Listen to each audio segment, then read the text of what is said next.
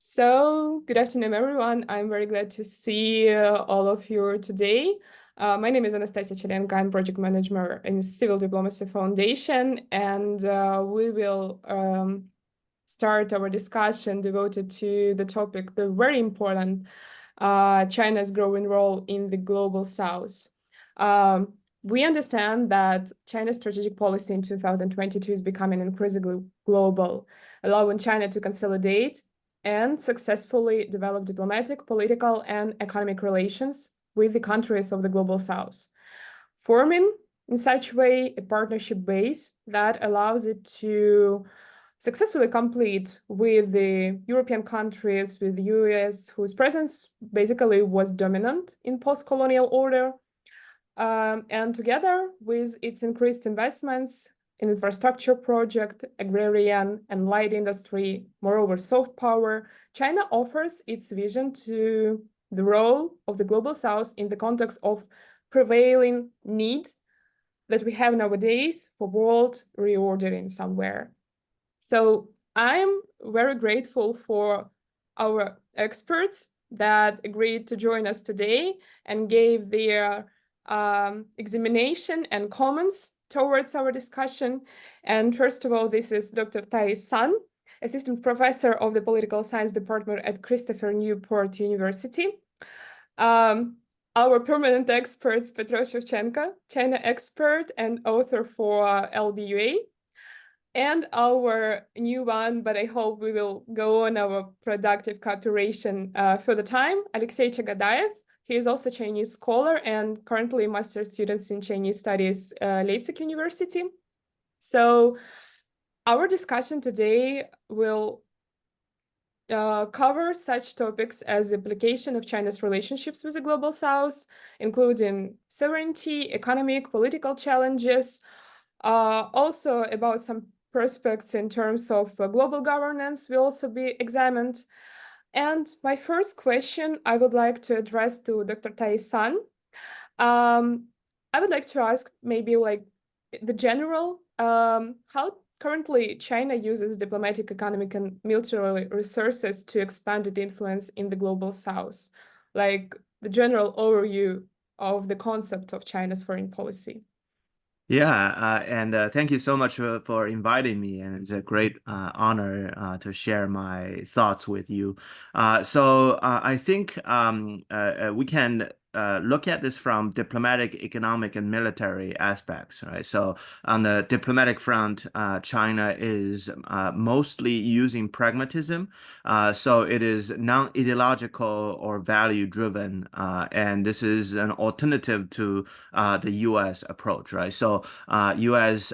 Typically, when approaching global South, would care about, say, human rights issues, would look at democratic nation building, would look at more recently labor standards, intellectual property, and so a lot of these are value-based, norm-based, but China looks at, is this project going to benefit you and benefit me at the same time? And so consider the Israel and Palestine conflict, right? So the United States directly stand on Israel's side, and China is taking a neutral position. And so China is looking at real resource and investment, and also U.S. has electoral cycles, and so if Trump wins the second term, you'll see Trump's style of approaching international relations might be very different from the Chinese approach, even though Trump's approach is also slightly different from Biden's approach, right? So we can explore more, but I think the word to summarize Chinese diplomatic approach is pragmatism. On the economic front, it's the logic of comparative advantage. Right, so China has labor-intensive sectors, and so particularly types of resource-intense sectors such as steel, and more recently, there is also the usage of economies of scale. So you see China export a lot of solar panels, electric vehicles, and China also focuses on infrastructure development, and it's based on the endowment of resources that China has and the type of comparative advantage China has. And on the military front, I think not much. China is so far not very effective in protecting its interests abroad and is also very constrained about using its military power and projecting it far away from its main territories. And so I think mostly it's still limited to diplomatic and economic interactions with the global south. Oh, no, thank you so much. And a few moments about our organizational like moments. So, other experts, you're very welcome to add your comments. Like, feel free to switch on your microphone and just go on our discussion. And maybe the next one, going on the topic of China's strategic approach, I will address the next like sub point to Petro Shevchenko about like the main pros and cons for the countries of global south. Um, from strengthening relations with China, and also maybe what kind of challenges can China grow in influence pose to the region for sovereign economies and policies in such point, because it looks quite um, intensifying and extensifying at the same time. Yeah, so firstly, I want to say thank you for having me. It's a great pleasure and a great honor. And secondly, I would like to say firstly that the global south is of the huge importance for China. For example, if we just take a short glimpse into the history of the Chinese diplomatic approach, we will see that in 1955, China was one of the top organizers of the Bandung conference in Indonesia. And its main point was to establish a strong connection between China and the global south. And at that time, Mao Zedong, Mao Zedong, he presented the three worlds theory, Sanga Shidze Lilun. And he said that China should try to be the leader of the second world. Yes, Asia, Africa, and the Latin America. So yeah, of course, I totally agree with Sun Laoshi, with Professor Sun, about the point of the Chinese realist approach in the international relations field and about the foreign policy. But on the other hand, you know, like yeah, the Chinese approach is always the long term oriented. And of course, yes, on the one hand, China always tries to establish those economic links, economic, let's say in this way, as the economic basis for the cooperation. But on the other hand, the strategic and the political element, the component, is always of the high importance for China. For example, here we can see how China promotes its soft power, Ruan Shili in Africa. So is it really effective for the African societies to read the articles, like so-called, let's say, pro-Chinese articles in their like Burkina Faso or in Congo, where people they care about food, how to feed themselves, not about the soft power, but still China invests this money because it knows like this approach is very important. Yes, so like the foreign, or the, let's say in this way, the Western thinking is very straight. The Asian thinking, especially Chinese one, is more soft, more, let's say in this way,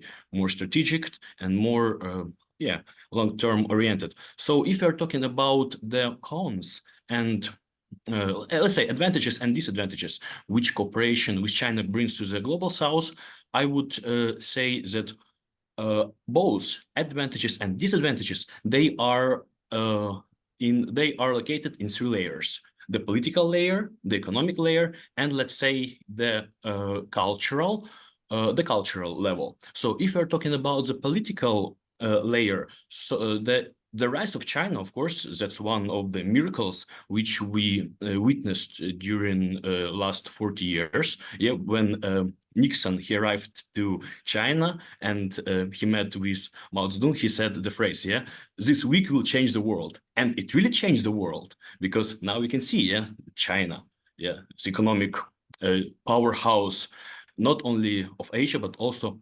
of the world.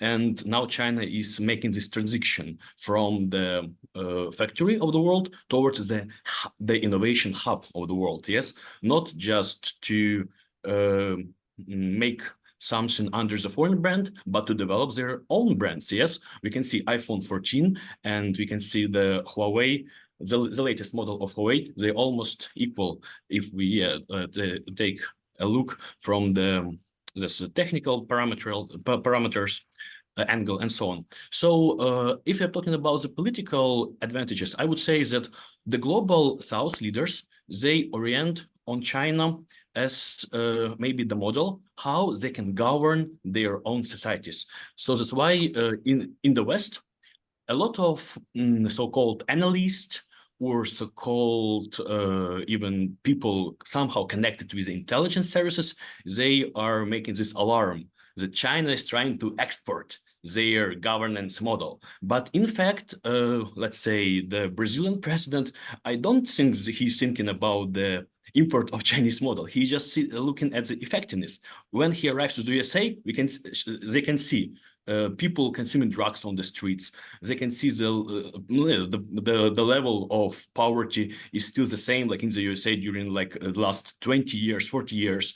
The level of poor people is always the same, but China is trying to deal with those socio-economic issues. So that's why I would say that one of the benefits of this cooperation between China and the global South countries is that those leaders, they start to orient, they start to, let's say, maybe learn from China. They're trying to take to grab something from those political practices. Then about the economic field, it's yeah, we can talk a lot, but I would just focus on two issues. The first one is the opportunities for developing, for emerging economies within the cooperation with China, because China is growing, and you know, as the growing market, which is trying to replace the USA as the world's middle class, because Xi Jinping's idea is Chinese dream, yeah, is to make 400 million people to let them become the second middle class in the world. So that's why they will need to consume more and more resources. That's why it also brings opportunities for emerging economies like Brazil or South Africa and so on. Yes, you can say that this trade is not very fair because they are exporting resources, and sometimes the price of these resources is reduced, maybe not fair because of some, maybe let's say, corrupt deals and so on. Yeah, it happens. But on the other hand, still, it gives some opportunities, and it depends on the local governments how to use this money. I would also say about, yeah, it's also clear about the investment, One Belt, One Road. So yes, of course, every infrastructure initiative has very pragmatic goals. Yes, I want to buy your iron ore, so I will construct the port through which I will arrange the departures of those resources. But I would say also about the modernization, because the rise of China and China is producing more and more consumer white goods, especially electronics. It also gave the opportunity for developing countries, especially the global South, to develop their own consumer-based economies, to use some innovation practices. For example, Indonesia. Yes, we know in China, Taobao, but in Indonesia, they developed their own Taobao, Tokopedia, almost the same website, the same practices, and also it's very useful for people, and some local businesses are developing. So it's all, again, because local people, they're using cheap Chinese mobile phones. So it's very hard to find someone in Indonesia with iPhone, but people are very happy to use very cheap Xiaomi. smartphones.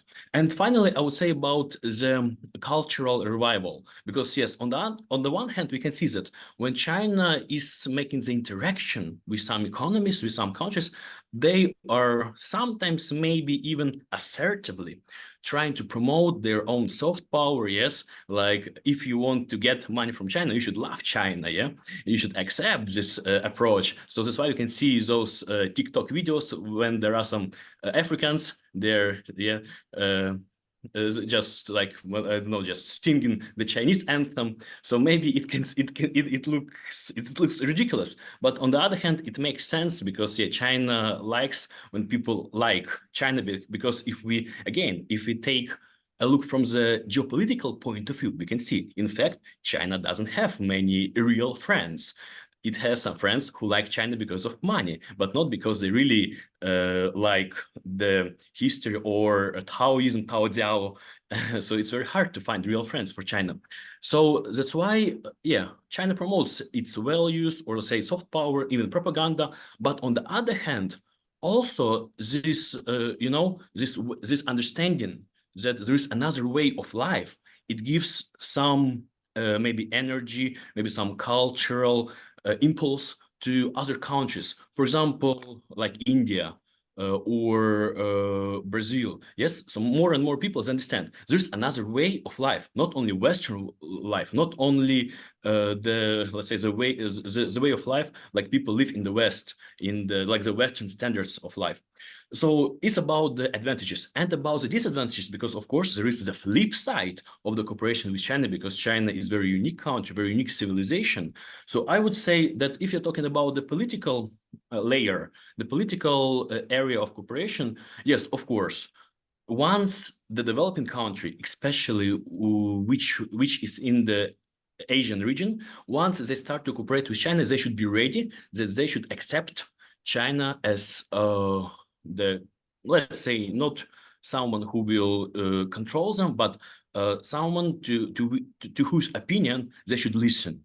So especially about the geopolitical issues or about some practices, about the treatment of the Chinese businessmen and so on. So these are very sensitive topics. And once China enters that country, so this country should pay special attention to Chinese businesses, to China at all, to be very careful about some sensitive topics, yes, starting from Xinjiang, finishing Taiwan, and blah blah blah, many of them. So maybe that's the first one, that the political influence, it exists, so it should be admitted, and this problem is recognized, and not always for the governments it's easy to deal with this issue. We already saw that yeah, some governments like Malaysian one, they lost some projects under the One Belt, One Road initiative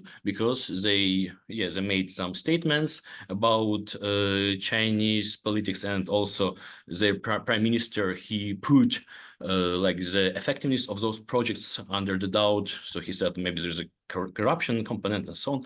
But yeah, that's let's say the way of cooperating with China. It's not about the transparency. They have another way to make business.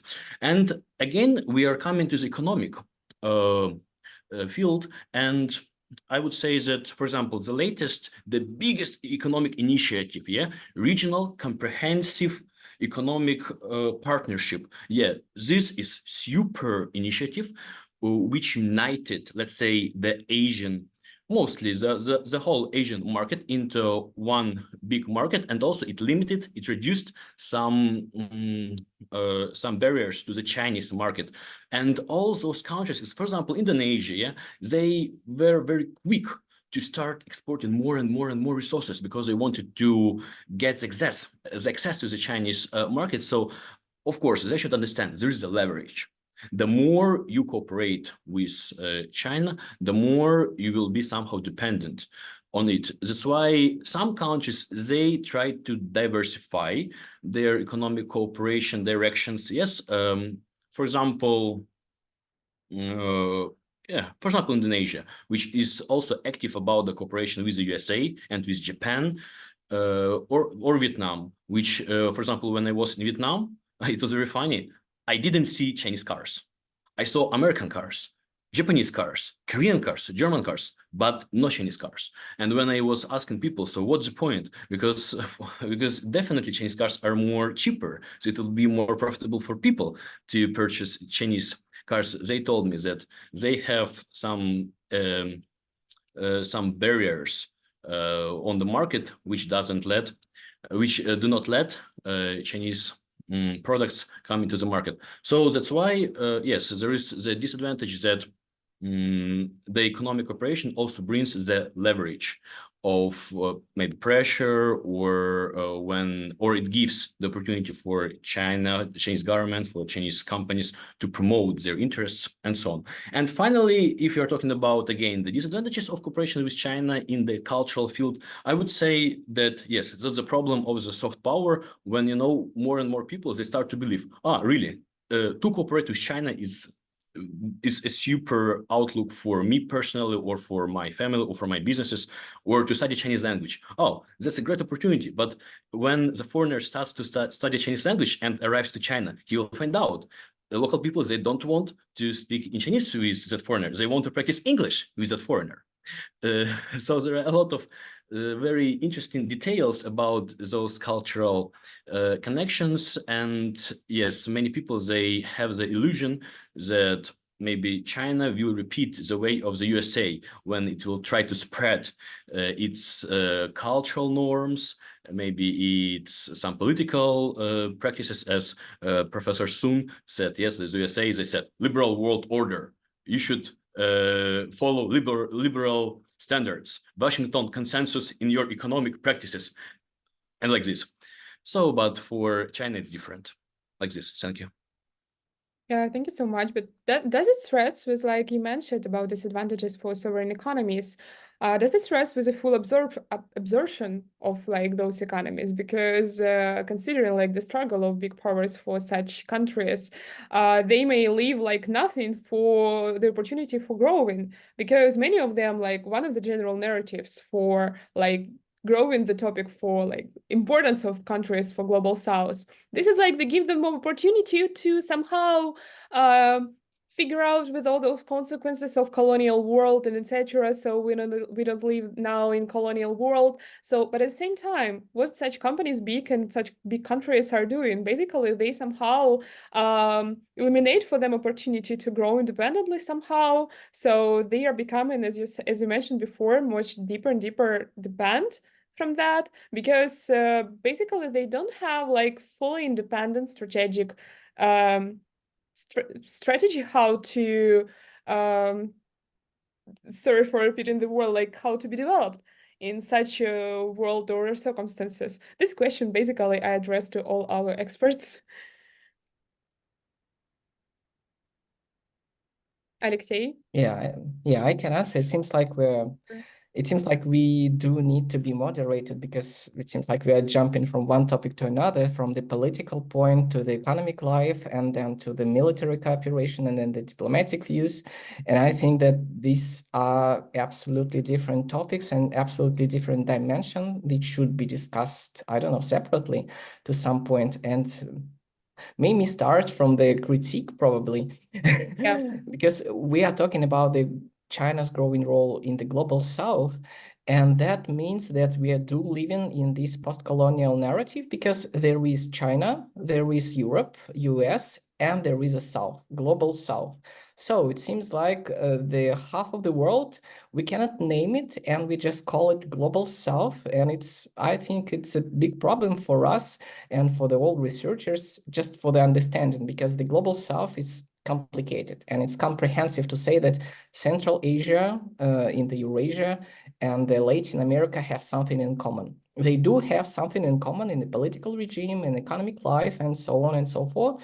But still, we have to keep in mind that these are absolutely different countries, and these are absolutely different continents. And let me just step aside, one step back.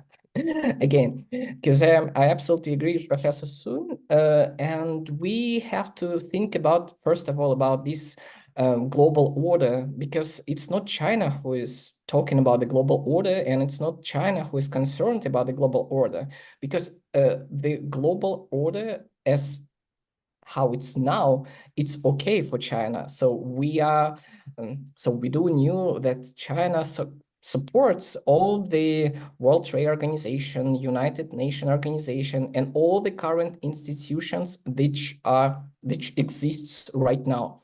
And China is not a threat for the global order. So we have to again step back to the Cold War mentality, let's say. And it was pretty easy that time, because that time you are with the communists or you are with the capitalists. And it's pretty easy, and you can live in this very world very happily. And then, yeah, Mao Zedong arrived and he said, yeah, we will be the second world and we will be independent. But still, we understand that it's just controversial issue here, and still you do have sometimes communists or with some capitalists. After the collapse of the Soviet Union, we see that, I don't like this word, multipolar world order. It's stupid to my mind, because you cannot define this polar. But still, you have to, then you just realize that you can be liberal democracy, but at the same time, you can realize your very strict economic course, which would be almost state-controlled economy. You can be authoritarian regime with the liberal democracy. You can be totalitarian regime with some free market. You can be everything. You can be any kind of hybrid regimes in 21st century, whatever you want. And then we are coming back to the point of the Professor Sun, who told us about the comparative disadvantages. And that is the strategy of China, because Petro told us about this diplomatic level, about cultural level, and about the political level. What is the big idea of the US, let's say, or the European Union? It does has some set of values, let's say.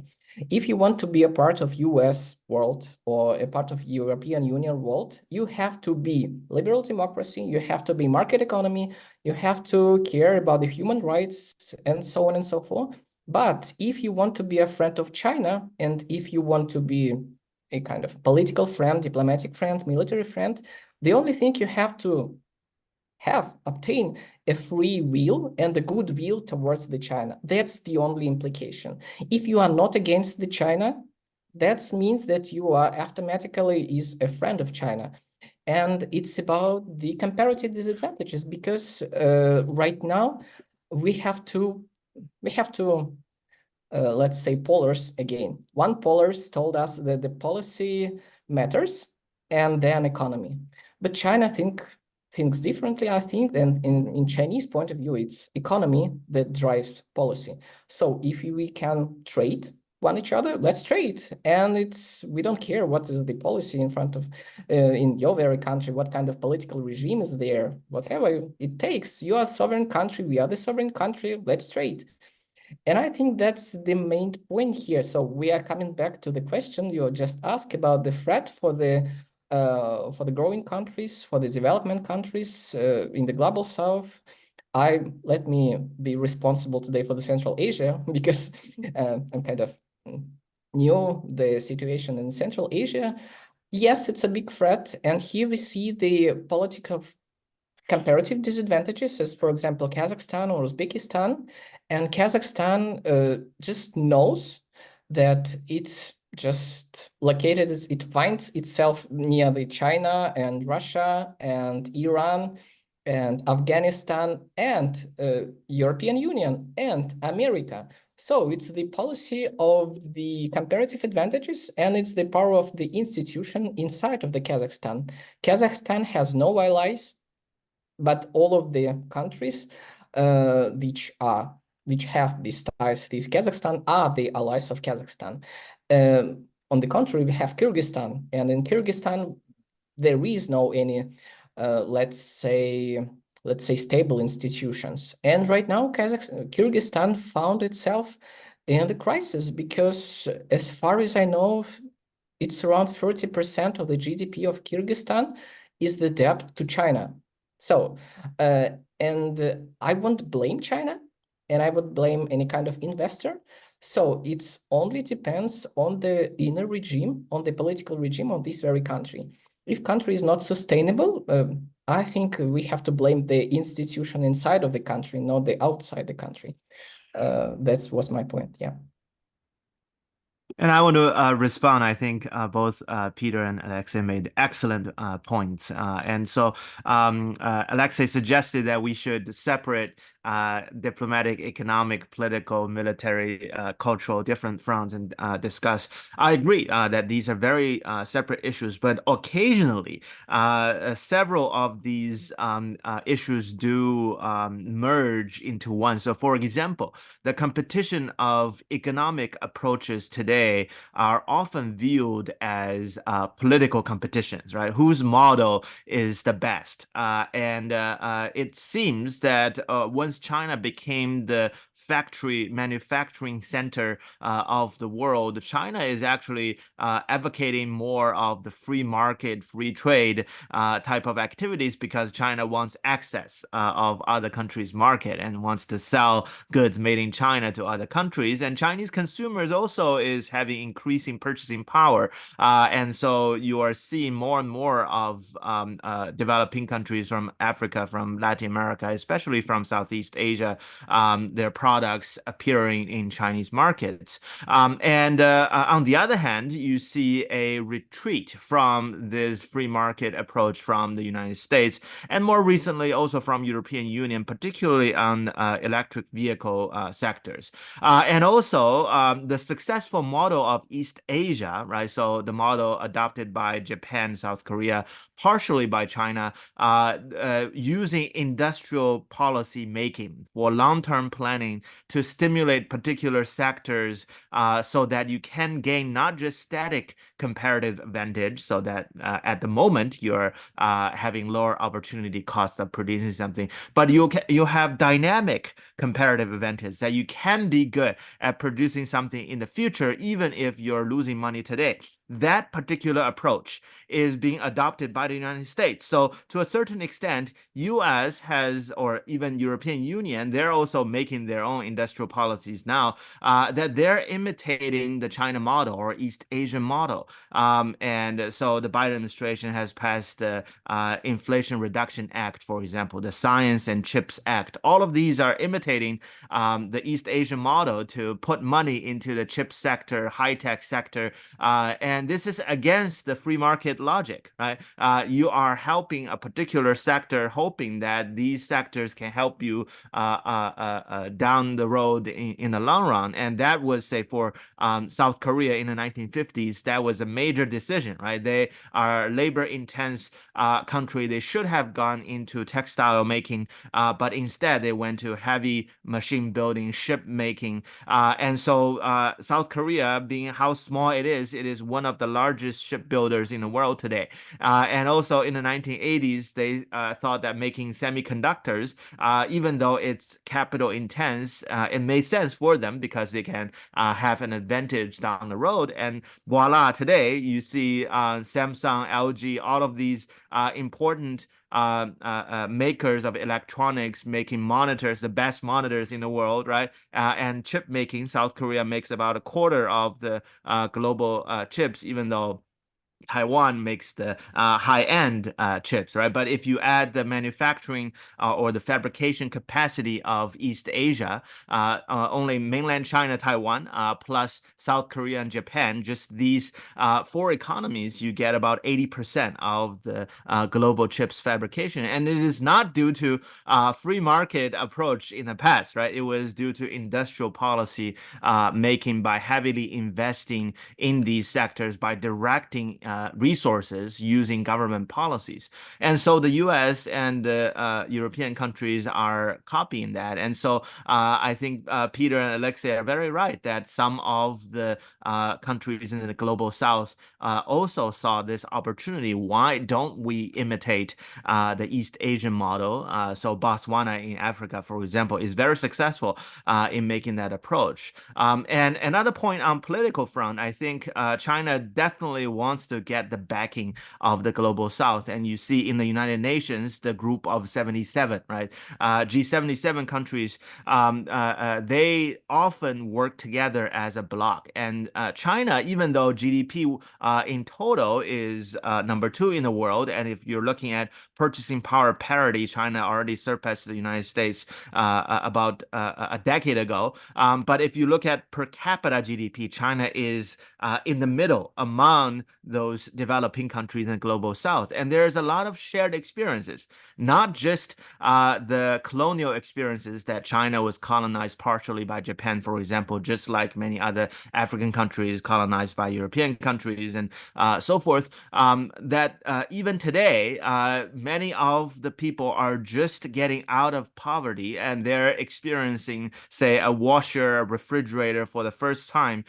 Countries in South Asia or in Africa, they're using electricity for the first time, right? So, and the United States, its approach feels disconnected, that you're asking people to shrink their carbon footprint while every household in the US, they have 2 cars and they do not turn off their lights when they leave. And everybody in China or in many global south countries, they preserve energy to a certain extent. But just because we have more people, right? You're measuring carbon emission or greenhouse gas by the country as a whole. And so there is a shared interest and shared grievances by not only the group of 77 countries, but global south as a whole. And China wants to be the leader of that bloc. Now, China is seen as more developed by Western countries, and so that status is being challenged,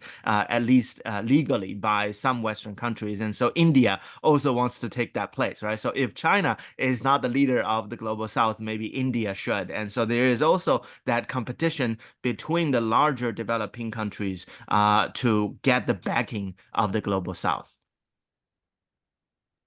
Okay, I would like to maybe comment such topics like you mentioned, the technologies in terms of renewable energy, for instance, that China gives to the countries of the global south. And that's the best strategy because China had been mentioned in like among the discussion of between European countries during some climate summits.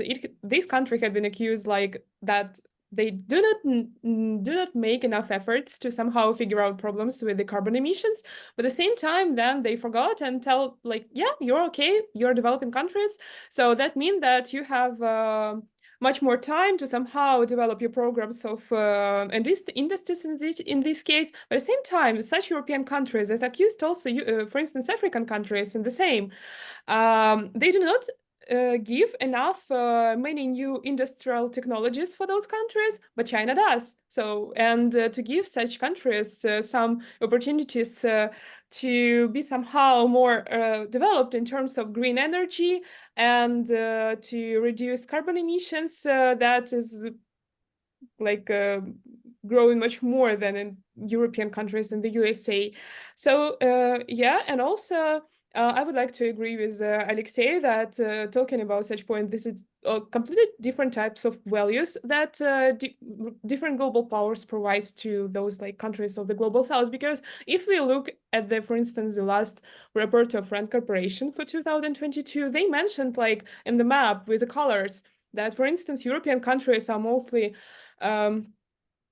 like worried about like the terms of social industry in such countries, like educational. They trying to provide some new programs for human development, maybe somewhere like wealth, health, and etc. So USA are mostly interested in also educational sphere.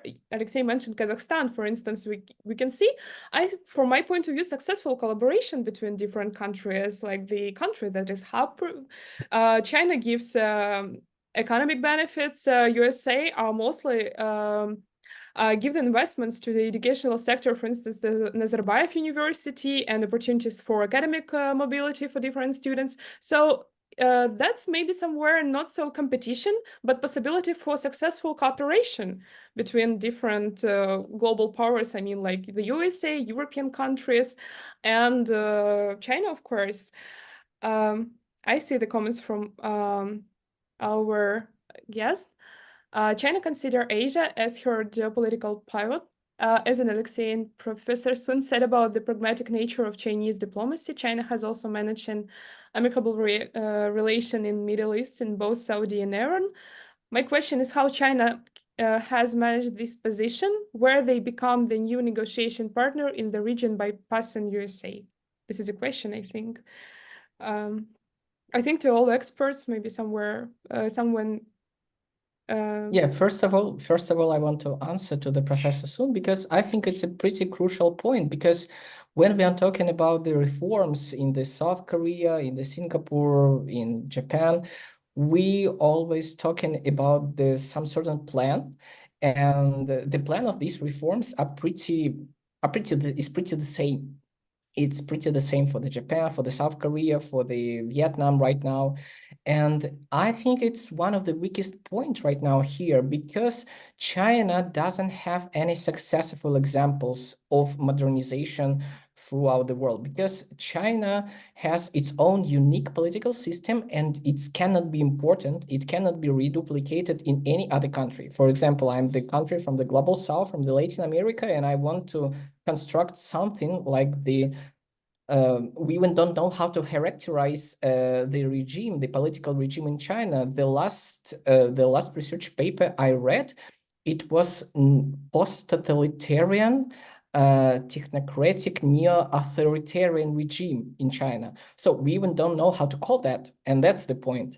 So the first point, the Chinese political machine cannot be imported. The second point, Chinese economic model cannot be imported. It also cannot be reduplicated in any other countries.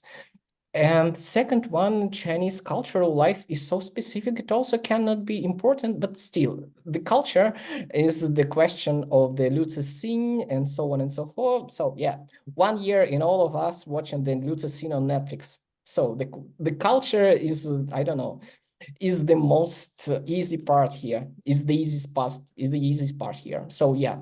And I think coming back to this question regarding Iran and regarding Saudi Arabia, that is the point, because China is focused on the economic development, not the political development. Speaking about the political development, China has no any allies. We don't see any we don't have any successful examples of the Chinese modernization in any country. Yeah, you can, for example, in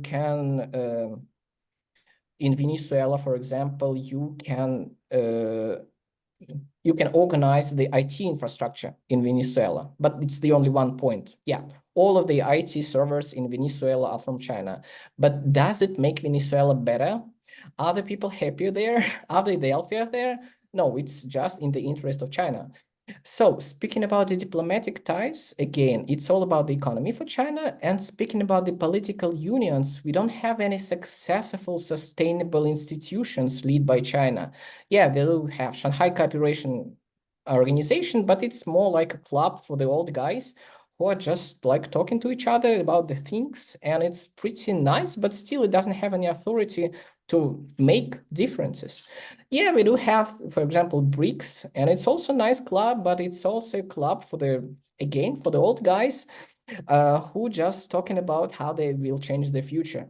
They probably will, but still, the Shanghai Cooperation Organization is already 20 years or something, and it doesn't change anything. So speaking about the Saudi Arabia and Iran, I think for now, it's the first successful case in the diplomatic sphere. China told the global order to the world that, yes, I'm China and I can be the mediator in the international conflicts. And I can be a successful mediator, let's say, because Iran and Saudi Arabia, they're just not the easy countries, let's say, honestly. And I think, yeah, it's the first point. But I think we don't have any political base here. I think it's also about the comparative advantages here. And it's also about the economics, because Iran and Saudi Arabia are the biggest partners of China, of course, in case of the oil supply. And I think it's also about money, and it's also about the economic influence and economic pressure, because sometimes we don't know, and I don't have any insights, but I can imagine that Chinese prime minister or Chinese minister of Foreign Affairs told the Saudi Arabia and Iran representatives that, guys, we do need this international success. We do need this foreign policy success. So it would be great if you will sign nice piece of paper in front of the world and just shake hands. And we will buy just 2 times more oil from you. And it's point, and it works. And yeah, here we see that the economy is first and it works. Yeah.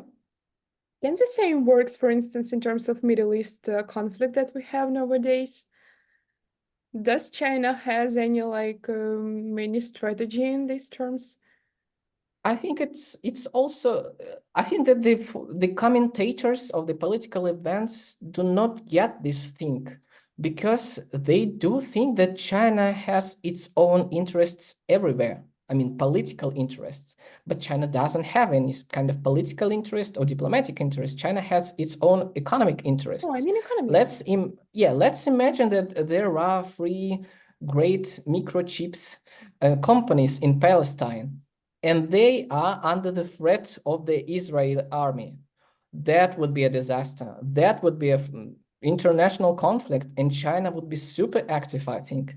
But here right now, is this conflict a threat to Chinese economy, to ties, economic ties between China and Palestine? No. Economic ties between China and Israel? Also no. The export and import just flourish and nothing happened. So there is no any kind of interest for China to go there and to be the mediator. Okay, so maybe Petro, maybe you would like to add something? There is something to add. So yeah, there are some points. So maybe firstly, I would like, slightly to oppose Alexey about the issue of the Chinese, let's say, political or diplomatical or geopolitical or strategical plans, because in China, people are saying, why yuan, Neifan? The outer frame, yes, is like a ball, round, but inside square, which means always there is the idea, the thought. So I think that in China, this approach is very actual. When we can see that, economic issues, trade, investment, cooperation, all those issues, they can be used as also the political instruments. That's so-called economic statecraft, when the economic means can be used to achieve the political goals. And from the Chinese point of view, again, given the Chinese, as Alexey, he underlined very correctly, China is a very unique country, yes, with unique political, cultural, economic systems. And again, given this fact, I think the Chinese approach is different. It's not direct like the Western one. Yes, China would not go directly. And Alexey mentioned, why China intruded into this deal between Iran and Saudi Arabia. So from the Alexey's perspective, the answer is very simple: oil resources. But from my perspective, I think this is much more deeper situation, a much more complicated situation, because as far as we know from the liberal theory, that from the liberal hegemony theory, that if the country wants to be hegemon, it should provide the global safety. So it should provide the safety guarantees. So that's what China is trying to do. So that's why China is very active on this track of mediating the Russia and Ukraine's war, because this Li Hui, that guy, that former diplomat, he's going to European capitals, to Russia, to Ukraine. They're trying to mediate. They trying to become the broker. They want to become the provider of the international safety. And once China gains this status, so it will be much more influential on the world stage. And again, yes, Alexey says right. China is very pragmatic. It follows its own economic interests, and if it needs, it will come back to the Deng Xiaoping's idea. Yes, Hao Guan Yan Hui. Yeah. wait for your time, do not rise up, do not show your ambitions, intentions, don't do this. So that's why, yes, this today's Chinese approach is very pragmatic. But on the other hand, so look, Xi Jinping, he's going to Europe in the near future. And where he will go? To Serbia, to visit the place where the Chinese embassy was bombarded by the NATO jets.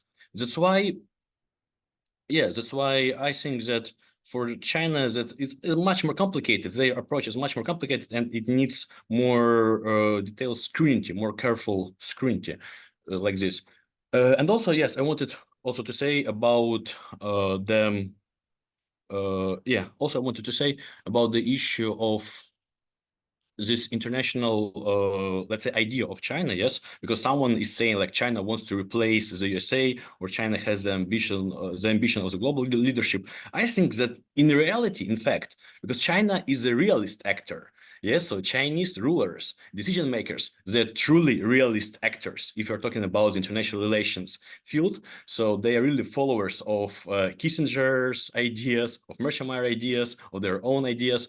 So that's why I'm thinking that they understand their real goal is the regional leadership, or like the place of the regional hegemon in Asia. But about the global leadership, I don't think they are thinking about this, because I understand China will not be welcomed all over the world. But to become influential, they want to do this, of course, and also it will grant the access for China to the resources, to the markets. So yeah, that's my point. Thank you. Thank you so much. I think Alexey raised his hands. Yeah, it was just one small question. Petro, maybe you do have an example then China support someone or protect any country from the military aggression of another country? Belarus? Because I think so. Okay.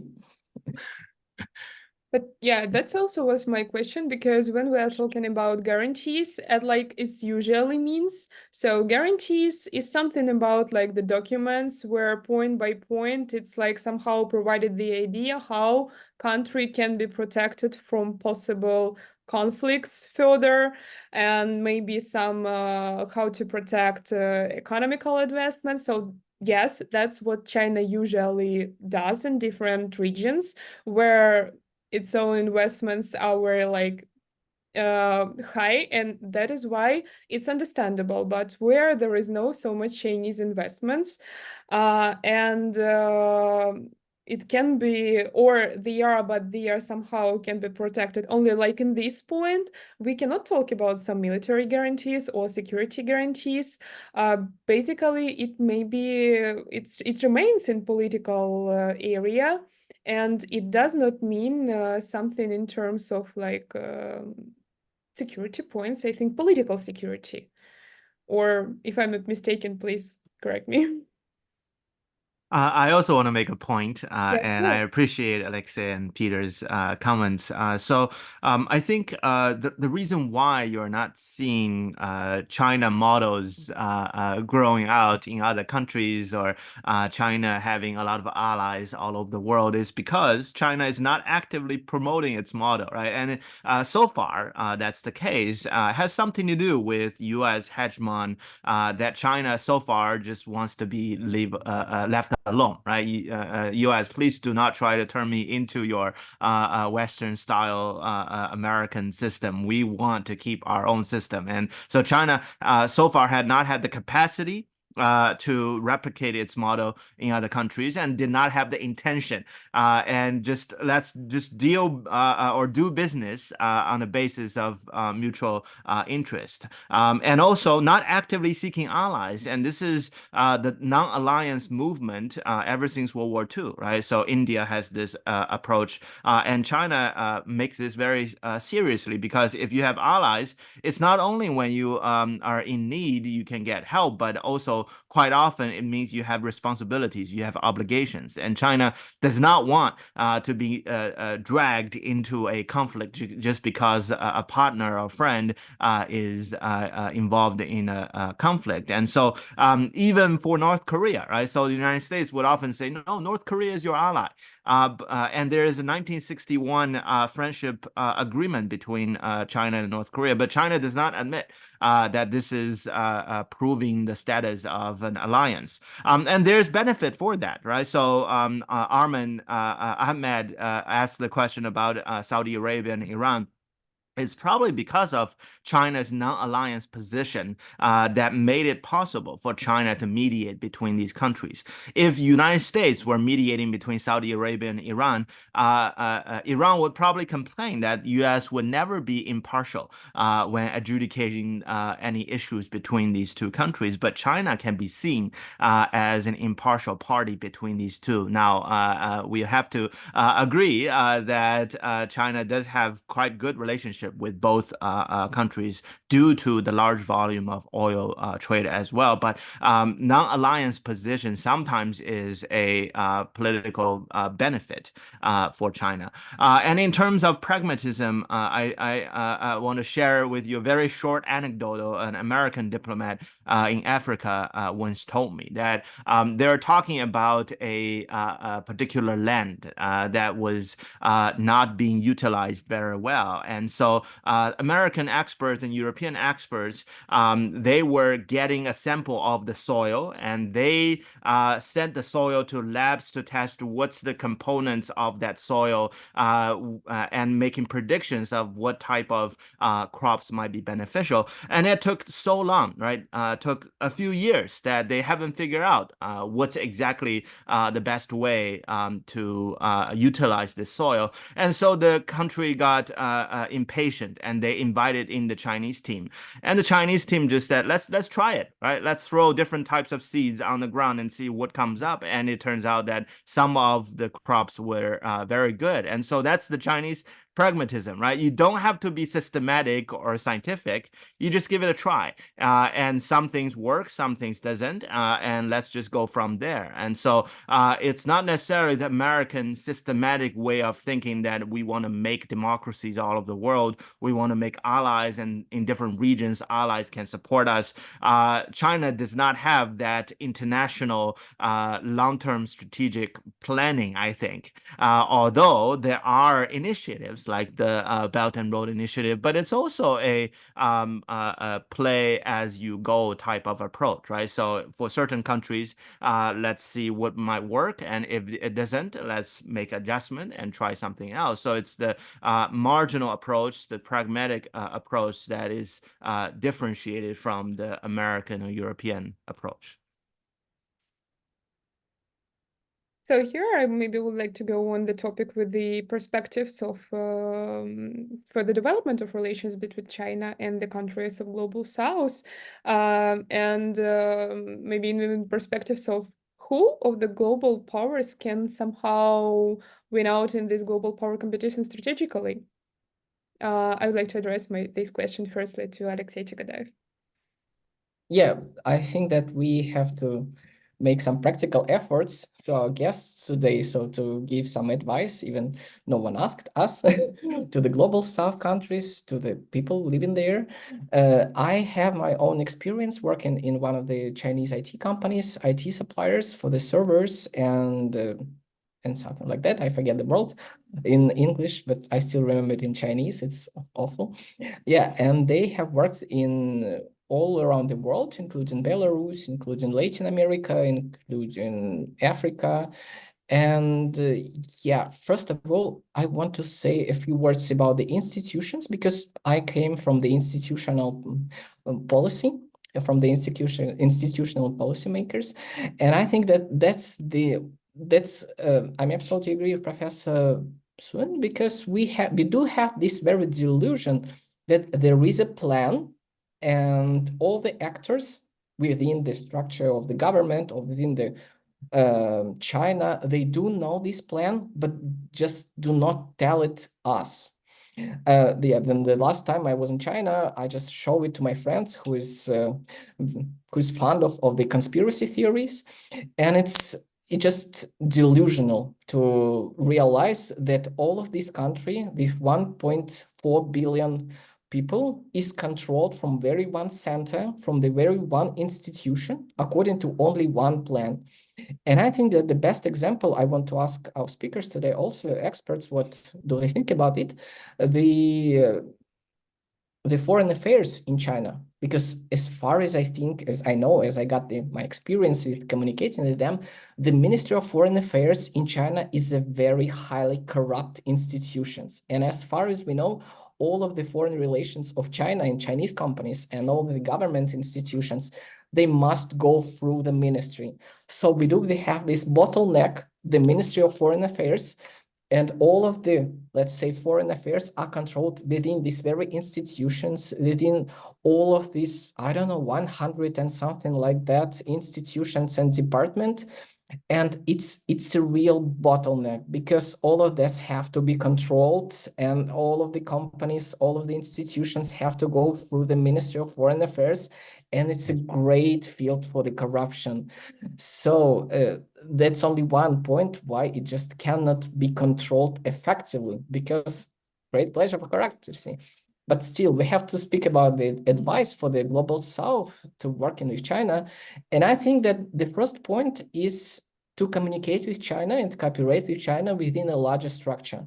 I think here ASEAN is a great example because, yeah, Chinese principle that we all of us are the same and we all have the same rights is amazing, but still no one can compare it with China in terms of economic development, political influence, military equipment. You just cannot compare. If you are the small country from the Latin America or from the Africa, no, you will not stand China. So structures, big structures, ASEAN, make your own unit and it would be great. The second one, I think the effective judiciary and effective, let's work with London arbitrage, for example. If you have the weak institutions within your country and you just do not trust to your judiciary, that's a bad point here, and you'd better do not communicate with Chinese and do not cooperate with Chinese companies, or you just have to use the international law just to be, again, just to be within a larger structure, international law, not your own law of, for example, Serbia, because Serbia is great and Serbian law is great also, but it doesn't have any fees from the European Union. And for Chinese companies, and it's a big number of cases like that, it's much more easy for Chinese companies working within the Serbia to break the law and pay the fees than they work just alongside all of the Serbian law. You just, because the fees are so small, you just can break it and break it and break it and destruct all the Serbian natural resources. And I think that the third point, which is greatly made by Kazakhstan, Uzbekistan, or Vietnam, for example, competition between different actors. Yeah, it doesn't matter who is the rival here. Competition between China and Russia, China and the US, China and the South Korea, China and Japan, China and the Brazil. It all works if you are a small country from the global south. It's always, you just do not have to choose the side. As far as it's not obligatory for you, do not choose the side. It will just destroy you. Market competition is the best thing we have right now. Yeah, sorry. Petro, yeah, your turn. Oh, yeah. Thank you. Yeah, it's very nice because, you mentioned that you're coming from this institutional-oriented background, while I'm, on the other hand, I'm coming from the realist background, from this offensive realism, mostly offensive realism's approach. So, yeah, from my perspective, there is this strategy behind Chinese actions, and it has been always like this, starting from Mao Zedong's times and finishing today's Xi Jinping's Taiyi, this epoch, this time, this era. And even in China now, you can find this term like the Chinese grand strategy, yes, Zhongguo Ta Zhangyue. And even there are some books written by some scientists in the field of international relations, which are devoted to this idea, to this topic about the grand strategy. And yes, and also, I wanted to say that I'm totally agree that it's very difficult to assess, to maybe sometimes understand the logic in the actions of Chinese rulers. For example, we all saw, right, the stage tangents point which arose when Pelosi visited Taiwan, and like it was like the check of the Chinese reaction, of the Chinese government's reaction, like this. So yeah, sometimes it's difficult to predict or to understand, assess the logic of Chinese actions. Or for example, yeah, we can see if we look through the Chinese media, Chinese press, we can see that they criticize the USA. But on the other hand, if we look at on the outcomes of the Xi Jinping and Biden's meeting, we can see, right, that China, it showed that it would like to somehow restart the relationship with the USA. And in fact, if you're talking from the geopolitical point of view, of course, for China, the USA is a much more preferable partner rather than Russia. But on the other hand, we also can see that now the USA has its stance, yes? And Professor Sun, he said very nice about the technologies. Now the Americans, they're implementing the approach, yes? High fence, small yard about the technologies. So you are my friend, but I will not share the semiconductors technologies with you. Why? Because you're my friend, but on the other hand, you're also my competitor. So that's why, yeah, the situation is very complicated about these strategical issues of the Chinese policy. But and yeah, I'm also convinced that there is place for the conspiracies, and also there are some like fake experts or analysts who are hyping on this idea of the Chinese threat, or the idea of on the other hand, yeah, like that we should follow the Chinese example like this. And that's why like I'm thinking that we should find the conventional wisdom way to access to assess the situation, if we can, from from the real terms, and try to find the common basis to understand what's really going on without using some ideological approaches and so on. I think that is an excellent point, and I also want to point out just last year I wrote an article in Mandarin talking about the trilateral relationship between Russia, China, and the United States, and I make the argument that China does not necessarily have very good relations with Russia, and it's not meant to be very good. Only when the U.S. is pushing China that way, that China is trying to find some backing from other countries that can sustain its competition with the United States, when the United States defined the relationship as competition. Because if you look at history, for example, Russia has taken a significant amount of Chinese territory and still hasn't returned to China, while the United States has never taken a square inch from China. And even during the period of Opium War, and then later on, European countries colonized certain parts of China.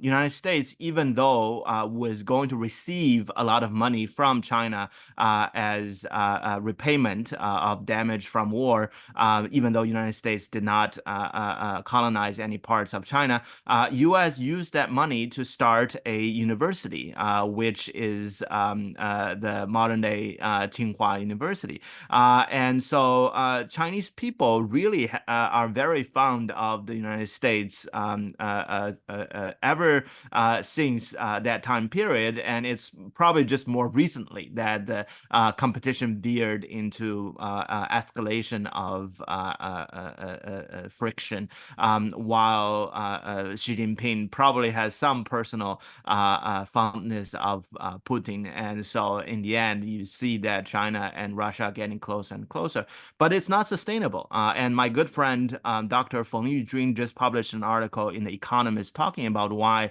Russia will lose. And his underlying argument is that China should not be allying with Russia, and it's not the right side.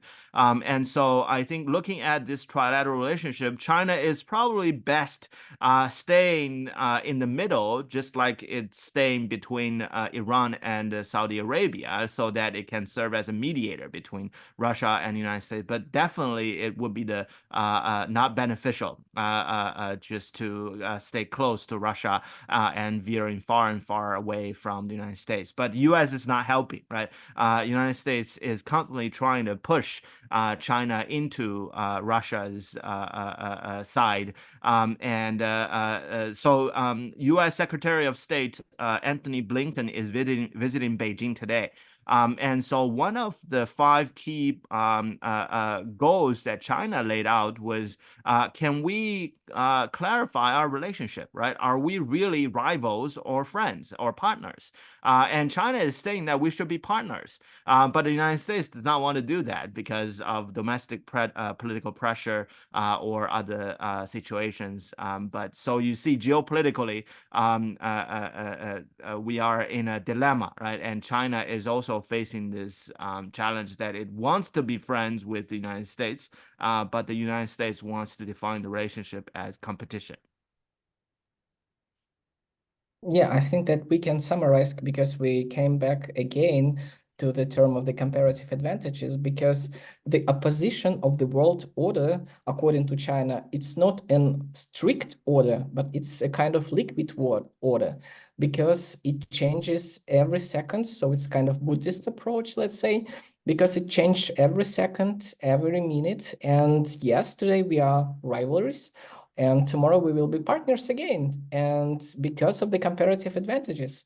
And yeah, speaking about the case of Russia, we saw that the ties between China and Russia during the 100 years coming to the sinusoid, because one time it's on a crisis, another time it's still on the verge. Speaking about the US, it's also the same, because yeah, we saw some investment even from the US to the China and so on and so forth.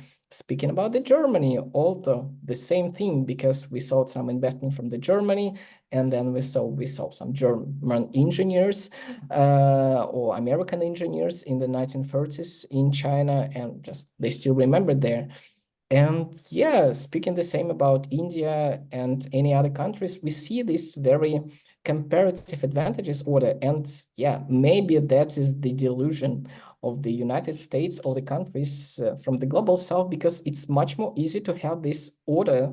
And I just understand that because it's quite practical, because you know who are the enemy and who are the good guy here and who are the policemen here and who will protect you in case of something will happen there. But Chinese approach here is, yeah, approach of the comparative advantages. Today, I will protect you, probably even the military. But tomorrow, just you have to give me your natural resources, for example. Or today, I will give you some money, lend you some money. But next day, please, I will rent some of the oil, some of the soils within your country. And I just take the right to make it whatever I want there.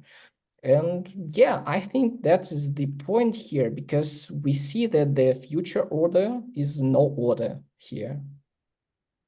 Yeah, basically, I would like to agree about the relationships between China and Russia in such in current historical continuum that we have, because being partners does not mean that you are alliance. So their interest somehow coincides currently, but it does not mean that they will be the same tomorrow, because being like a little bit isolated from all the world. Russia has some opportunities with China, but China has much more opportunities because it opens them new routes, for instance, through like northern sea routes. This is opportunity for building new icebreakers, new technology in comparison with some Russian technologies. This is also allowance to oil and gas roots extractions. So this is very important for China projects like Arctic LNG and etc. So that matters nowadays, but it does not mean that it will matters in further decades when such cooperation will be out of like hot points for China, maybe. Alexey, do you agree? Yes, I just don't know what to add here. Yeah. So Yeah, because I'm from the generation which has its own unique history with China, for example, because my grandparents were sentenced to Siberia from the Ukraine, from Ukraine to Siberia, and my grandparents, they took part in the great-grandparents. They took part in the war against of the headline, against the Boxers. So my grandparents still remember how he just took all the manjus and just throw it away to the Amur River, to the Helunjan River. That's the point. But then I remember the 90s, then it was a crisis in the Far East, and my own family went to China for the just to work, to get some money, to get some food, to get some clothes, because we didn't have anything that time there. And China was the only option there to survive there. And they still remember how my grandfather, as a driver, he went to Manchuria, to this very region to get some food, to get some money from there. And that time it was obvious that China will be the leader in this very region. And my grandparents, they wanted to live in China, but spending their pension fund from Russia. And then my mother went go there also for the generation of my mothers went there for the education. And right now we see the situation is quite different, because it was the point in 2000s, as far as I remember, then Russia was obviously richer than China. And all the Russian tourists went to China in the majority to get some Chinese, to spend money in China. And now we see the quite opposite situation. Now all of the rich Chinese tourists went to Siberia and Far East and spend money there, because right now they are the rich. And just for that is the history of my own family. The situation just changes dramatically with its own generation. And I'm here just studying Chinese. Nice to meet you. Yeah.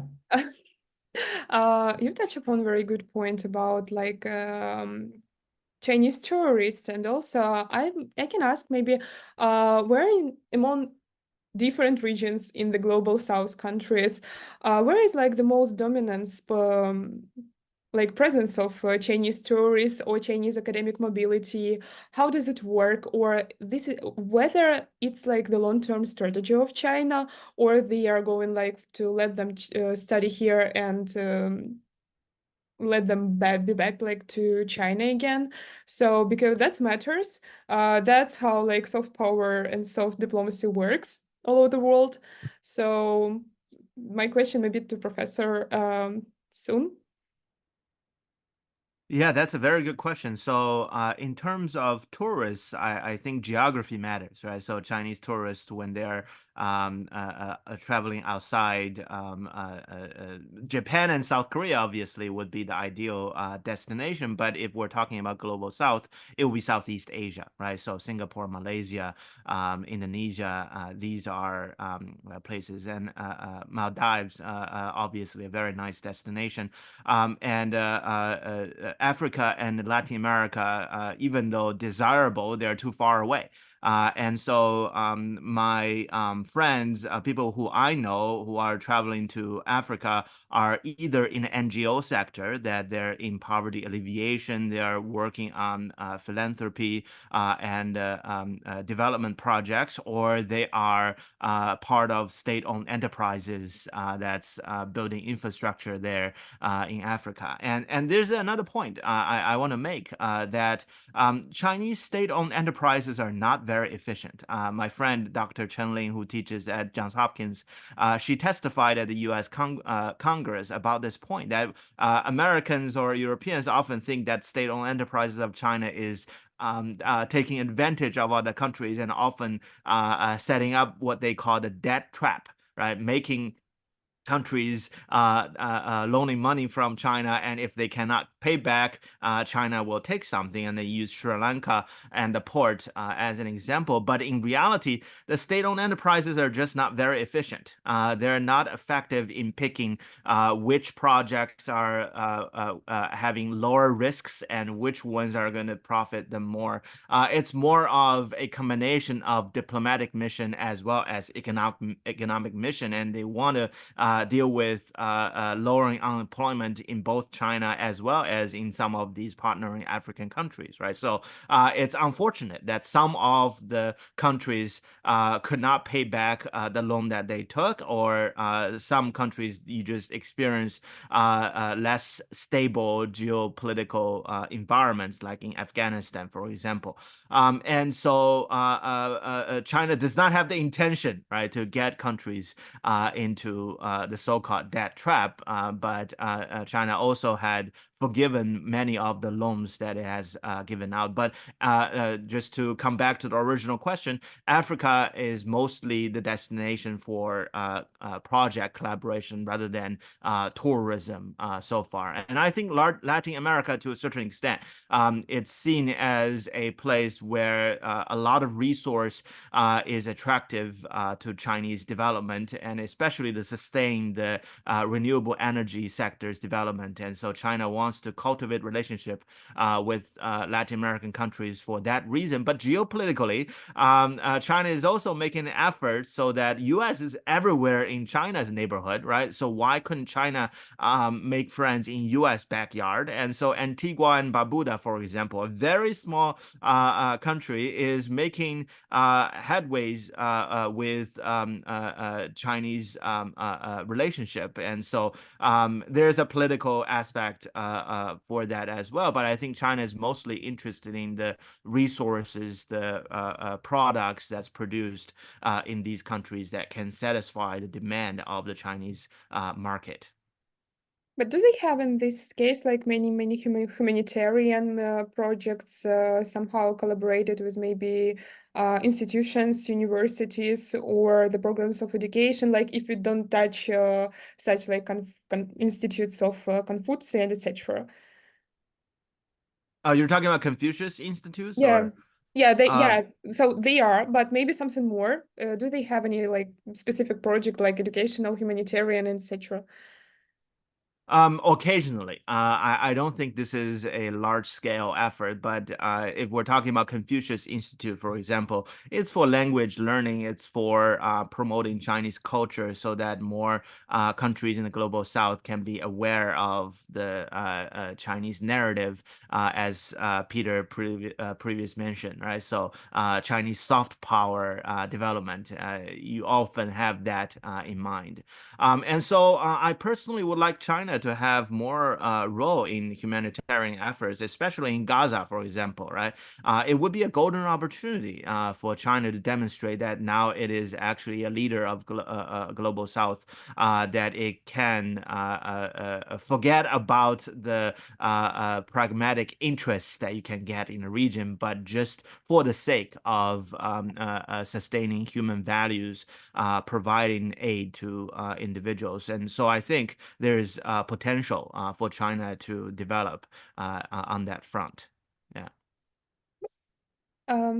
Anybody else want to add something? Yeah, if possible, I wanted to add one small point about the global south, about the importance of the global south for China, and this importance is the demand, the global south countries markets, because now we see that the tensions between China and the USA and the countries which are under the American influence, these tensions are growing. And China also is trying to reorient the trade flows from the Western markets towards the global South countries markets.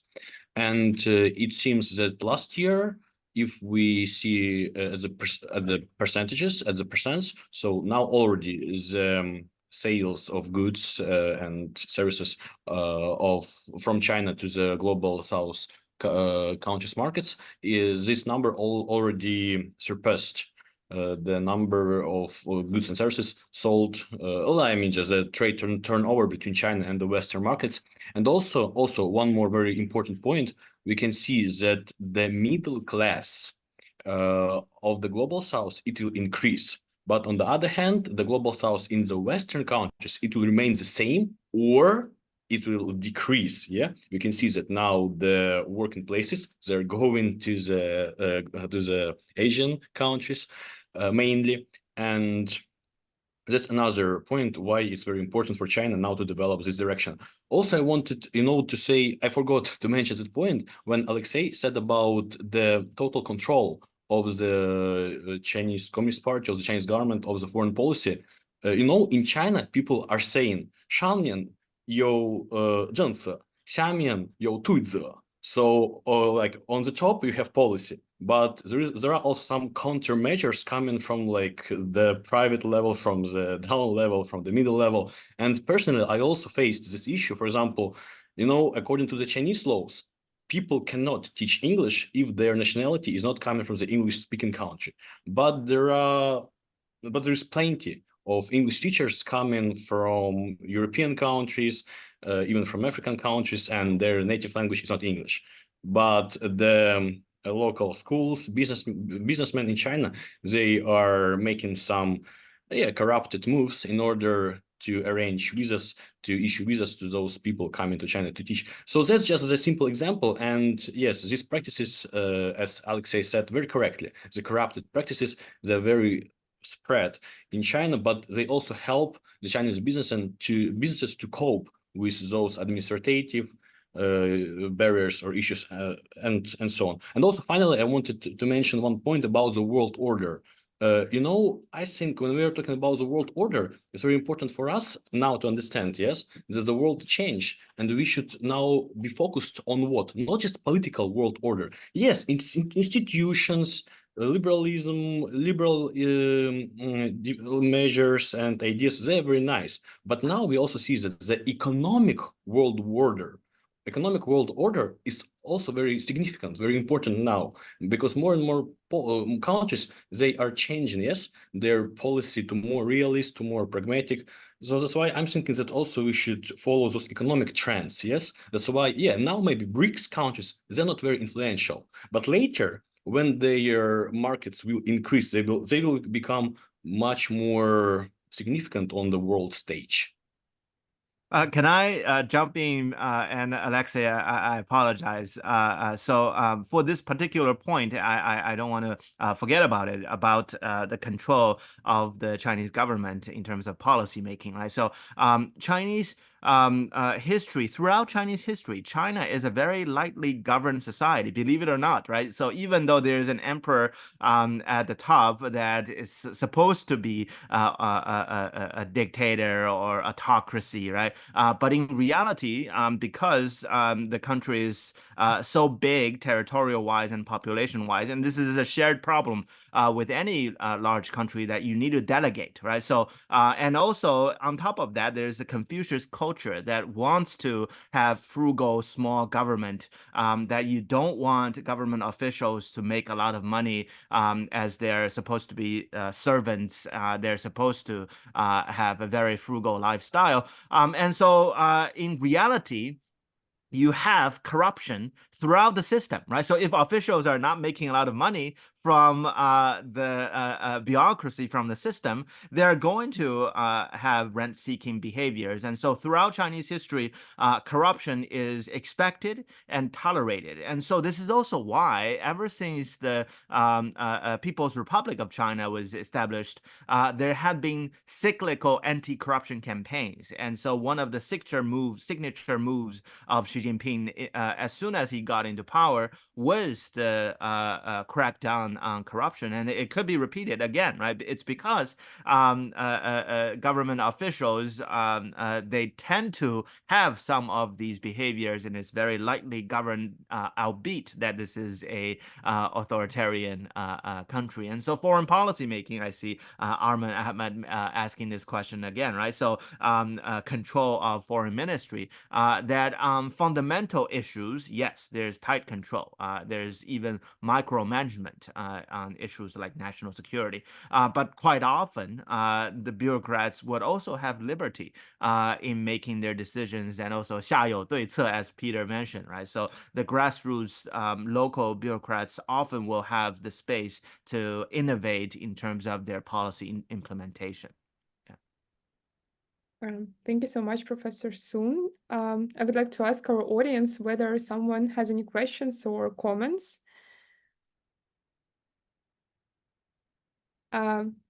If not, so I have to say thank you so much for all experts and audience for joining us today. I think it was really interesting and productive discussion in terms of China's foreign policy, investments, economy that's really matters nowadays. So that's a great point that you provided something new. I think we figure out today, and again, I hope for the further collaboration among us, and please join the meetings of Civil Diplomacy Foundation toward the China policy. Thank you so much again. Then Thank you for organizing. yeah, thank you so much. I wish you a good day or evening. And I think that all of us major like in different parts of the world. Yes. So yeah. So then see you soon. And when we publish the article, you may see it at our website. So thank you so much. Thank you. And great meeting you, Alexey and Peter. Thank you, Professor. And thank you everyone for coming. Thanks.